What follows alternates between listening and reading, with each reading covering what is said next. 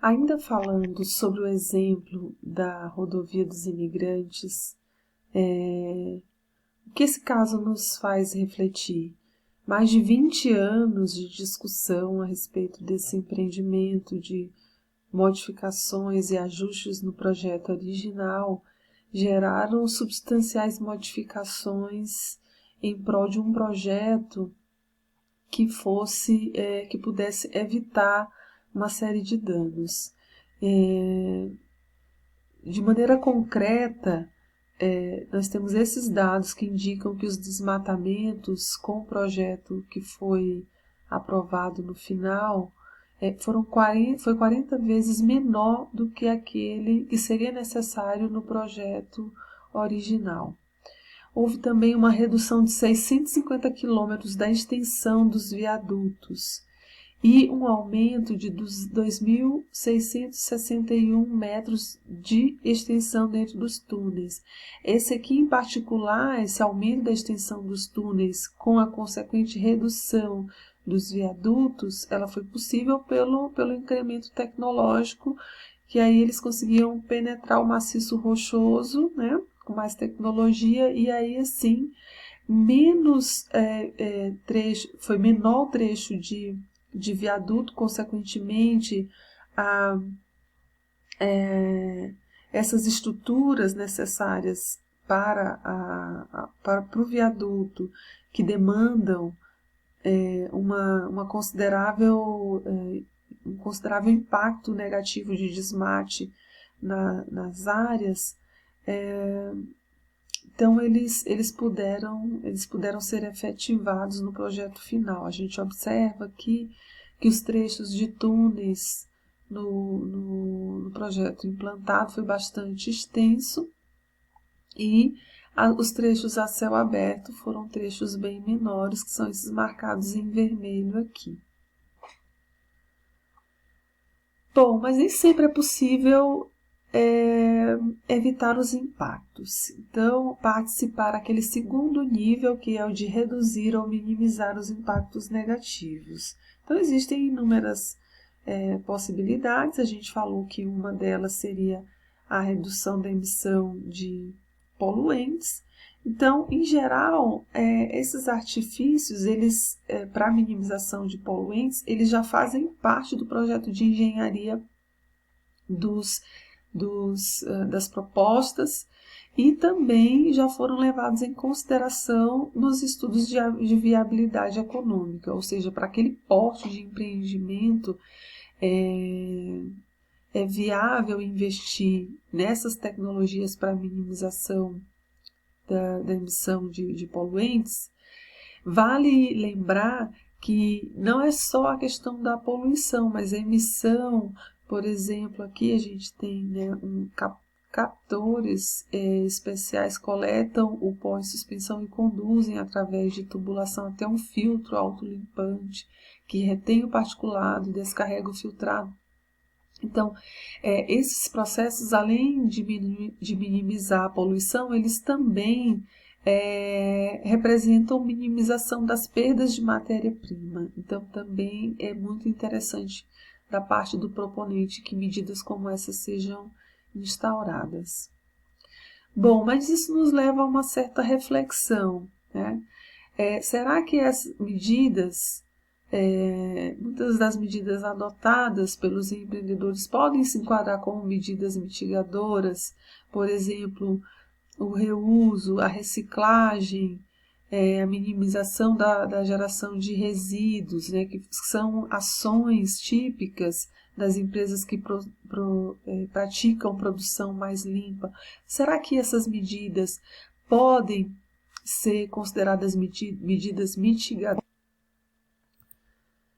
Medidas de cumprimento compulsório, ou seja, medidas que o empreendedor obrigatoriamente precisa ajustar. Então, dependendo do tipo de empreendimento, alguns equipamentos já são compulsórios, já são obrigatórios pelos danos que eles causam, então já não é admissível a não instalação desses equipamentos. Então, o cumprimento dessas medidas pode ser consideradas medidas mitigadoras? não faz muito sentido, né? Elas não podem ser utilizadas como barganha, porque são medidas que eles já seriam adotadas, independentemente dos impactos que elas geram. Existe um interesse por parte do empreendedor em estar em adequação com a legislação e também pela questão financeira e econômica em instalar esses filtros, em estabelecer essas medidas porque é benefício para ele próprio. Então, é preciso tomar muito cuidado em contabilizar essas adequações que já seriam feitas de qualquer forma como medidas mitigadoras lá no plano de gestão ambiental. Aqui eu recortei um trecho de uma lista que tem no livro de vocês sobre uma relação estabelecida entre o impacto ambiental e a sua medida mitigadora ou compensatória. Então, nos planos de IGA, eles estabelecem essa relação, né? Lembre-se que essa listagem de impactos ambientais, ela já foi produzida previamente lá após os estudos de base. Então, por exemplo, aqui, abandono ou redução das atividades agrícolas. Qual que é a medida mitigadora ou compensatória? Redução da área de intervenção para minimizar esses efeitos sobre essas atividades agrícolas. Aumento do tráfego nas vias interconectadas. Então, qual que é a medida mitigadora? Serviços de melhoria dessas vias. Interferência com caminhos e passagens pré-existentes. Então, com a medida mitigadora, estabelecimento, né, a construção de passagem de pedestres, rebanhos e para trânsito local. Então, é dessa maneira que são relacionadas as medidas, né? Elas são elencadas com os impactos que foram causados e que demandaram essas medidas. É importante dirigir esforços para a concepção, análise e discussão de medidas especificamente voltadas para o projeto. Vejam, fazer listas, né, o uso de checklists, como a gente vem falando desde o início, é amplamente utilizado dentro do estudo de impacto ambiental. No entanto, principalmente para o plano de gestão ambiental, é muito importante que haja uma adequação dessas medidas para o empreendimento em análise.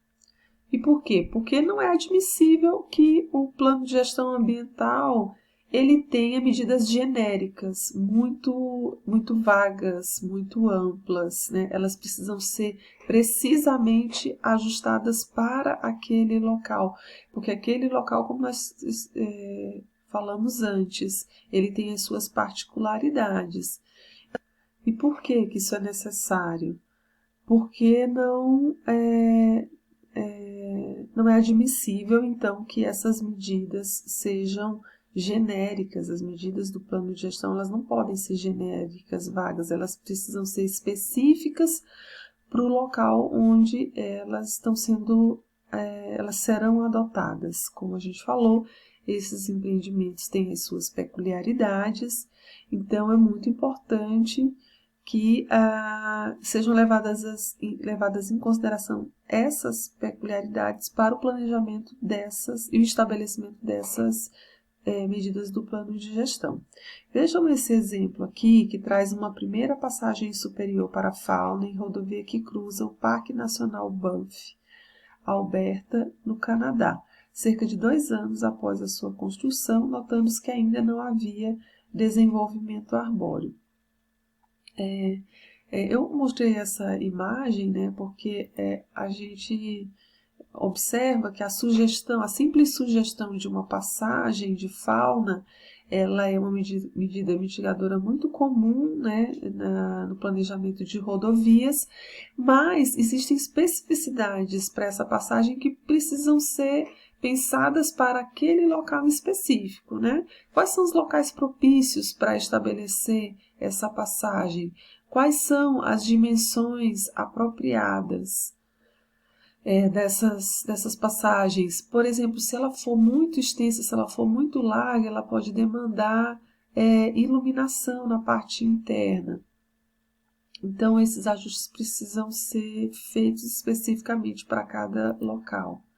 Aqui, inclusive, mais uma imagem dessa passagem, a gente observa que foram colocadas cercas que isolam toda a rodovia, evitando a travessia fora da passagem. Então, a fauna é induzida a passar pelo local onde ela terá segurança para fazê-lo, certo? Então, isso são consideradas medidas mitigadoras. Mas nem sempre as medidas mitigadoras atingem os seus objetivos, especialmente se não for feita essa adaptação que nós comentamos, né? Às vezes uma medida mitigadora que foi feita em um local, ela é copiada para outro, sem saber se ela de fato funcionaria para aquelas condições. Então, um excelente exemplo disso é a passagem de peixes quando da construção de reservatórios, né? Então, lá em Itaipu foi pensado uma passagem de peixes, as chamadas escadas de peixe, que seriam rotas migratórias que conectam a montante, a jusante do reservatório, de maneira a não interromper as rotas migratórias dos peixes. Mas esse tipo de medida, né, que seria para compensar, né, uma possível interrupção na rota, seria para minimizar os impactos negativos desse bloqueio das rotas, foi pensado inicialmente para outras regiões, e quando foi adotado aqui, após os trabalhos de monitoramento, foi verificado uma eficácia muito baixa desse tipo de medidas. Então, uma medida só é considerada mitigadora, ela só é válida se ela de fato atinge os objetivos que ela se propôs.